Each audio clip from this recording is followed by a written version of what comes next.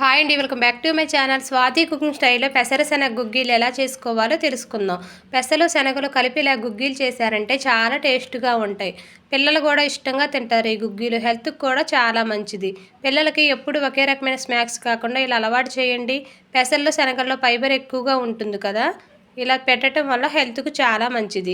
ఈ గుగ్గీలు ఎవరైనా ట్రై చేయొచ్చు. షుగర్ ఉన్న వాళ్ళు, డైట్ చేయాలి అనుకున్న వాళ్ళు ఉదయం బ్రేక్ఫాస్ట్ కింద ఇలా గుగ్గీలు చేసుకొని తిన్నారంటే హెల్త్కు చాలా మంచిది. ఎలా చేసుకోవాలో చూద్దాం. ముందుగా మన క్వాంటిటీ తగ్గట్టు పెసలు శనగలు తీసుకొని వాష్ చేసుకొని తగినంత వాటర్ పోసి 4 అవర్స్ నానబెట్టుకోవాలి.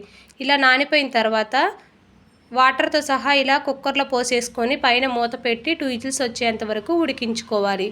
ఇలా పెసలు శనగలు 2 గుగ్గిలు చేసుకునేటప్పుడు ఇలా బొంబాయి శనగలు తీసుకుంటే ఈక్వల్గా ఉడికిపోతాయి పెసలతో పాటు. అదే నాటు శనగలు తీసుకున్నారంటే పెసలు త్వరగా ఉడికిపోతాయి, నాటు శనగలు ఉడకవు. ఇలా బొంబాయి శనగలు తీసుకుంటే ఈక్వల్గా ఉడికిపోతాయి. ఇలా ఉడికిపోయిన తర్వాత వాటర్ను వంపేసుకొని ఇలా వాటర్ లేకుండా వడకట్టుకోవాలి. గుగ్గీలు ఉడికినాయా లేదా ఇలా చెక్ చేసుకొని పక్కన పెట్టుకోవాలి. తర్వాత స్టవ్ వెలిగించి కళాయి పెట్టి 1/2 టేబుల్ స్పూన్ ఆయిల్ వేసుకొని ఎండుమిర్చి వేసుకొని 1/2 టేబుల్ స్పూన్ జీలకర్ర కూడా వేసుకొని 4 వెల్లుల్లి రెబ్బలు దంచి వేసి కరివేపాకు వేసుకొని ఈ పోపును బాగా ఫ్రై చేసుకోవాలి. ఈ పోపు బాగా ఫ్రై అయిపోయిన తర్వాత గుగ్గీల్లోకి ఆనియన్స్ ముక్కలు ఎక్కువగా ఉంటే చాలా టేస్ట్గా ఉంటాయి. ఇలా ఆనియన్స్ ముక్కలు కూడా వేసుకొని 50% ఫ్రై చేసుకోవాలి.